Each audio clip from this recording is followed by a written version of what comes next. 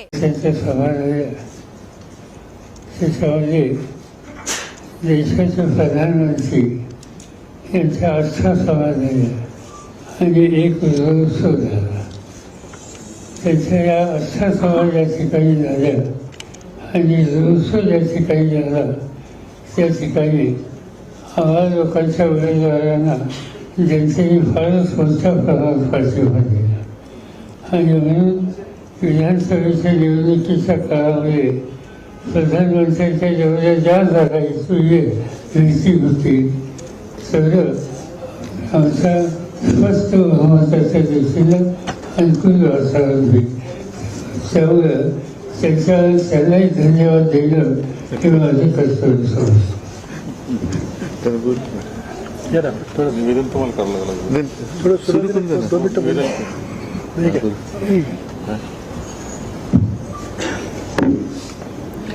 आदरणीय पवारसाहेब, माझ्या समवेत बसलेले महाविकास आघाडीचे सर्व मान्यवर आणि उपस्थित पत्रकार बांधवांनो भगिनी,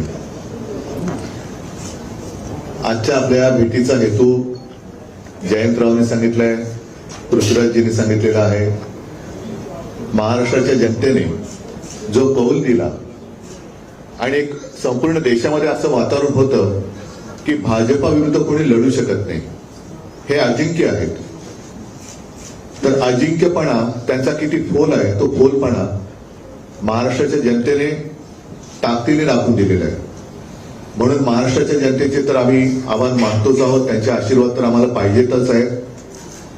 इतर सर्वांनी म्हणजे ज्यांचा ज्यांचा उल्लेख जयंतरावांनी केला, मग ती निर्भय बनो एक सामाजिक संघटना आहे, त्याच्यानंतर युट्यूबच्या माध्यमातून निखिल वागळे आहेत, हेमंत देसाई आहेत, प्रशांत कदम आहेत, अशोकराव वानखेडे आहेत, रवीश कुमार, हे सगळेच एका धाडसाने जनतेचे प्रश्न हिमतीने ते मांडत आले आणि त्यांच्या मांडण्यामुळेच एक निपक्षपातीपणाने त्यांनी ती बाजू मांडली.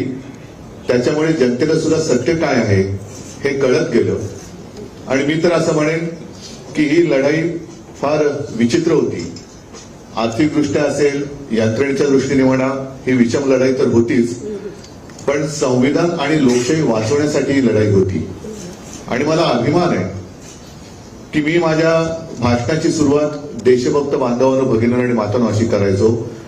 त्या सर्व देशभक्त आणि लोकशाही प्रेमी नागरिकांनी महाविकास आघाडीला आणि देशात इंडियाला जो कौल दिलेला आहे, ही एक जाग आता आपल्या देशाला आलेली आहे.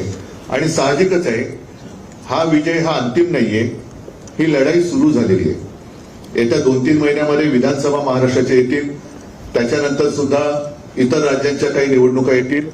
मुळामध्ये हे जे काय आता मोदी सरकार होते ते आता एनडीए सरकार झाले. हे सरकार किती दिवस चालेल हा एक मोठा प्रश्न आहे. कारण आमच्याबद्दल नेहमी म्हटलं जात होतं की युती, नैसर्गिक युती आणि अनैसर्गिक युती.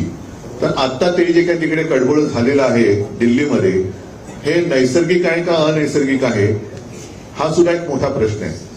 एकूणच देशाची जनता या निवडणुकीच्या निमित्ताने जागी झाली, हे फार मोठं यश या निवडणुकीच्या वेळेला आपल्याला मिळालं असं मी मानतो.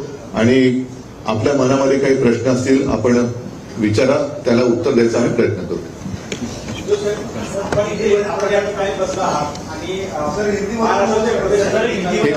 हिंदी में बाद में जयंतराव बात करेंगे.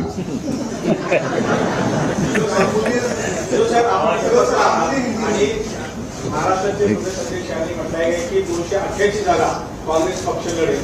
दोन्ही बाजूला काँग्रेस पक्षांचे नेते आहेत, परंतु प्रदेशाध्यक्ष मात्र वेगळी भूमिका घेताना पाहायला मिळत आहे. तुम्ही या ठिकाणी संयुक्त पत्रकार परिषद घेताय, ती ताकद दाखवताय, मात्र काँग्रेसचे अध्यक्ष वेगळी भूमिका पाहिजे. जेव्हा 3 पक्ष एकत्र पत्रकार परिषद घेतात याचा अर्थ असा, पृथ्वीराजजींनी सांगितलेलं आहे की आमची प्राथमिक बैठक, अगदी प्राथमिक बैठक आपल्या समोर येण्याआधी झालेली आहे.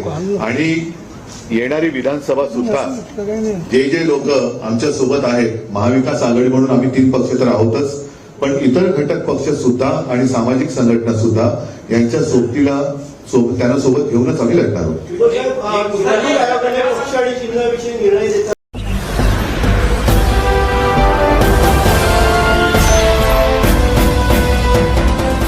आप देख रहे हैं लाइव न्यूज 9 99 राष्ट्र सबसे पहले।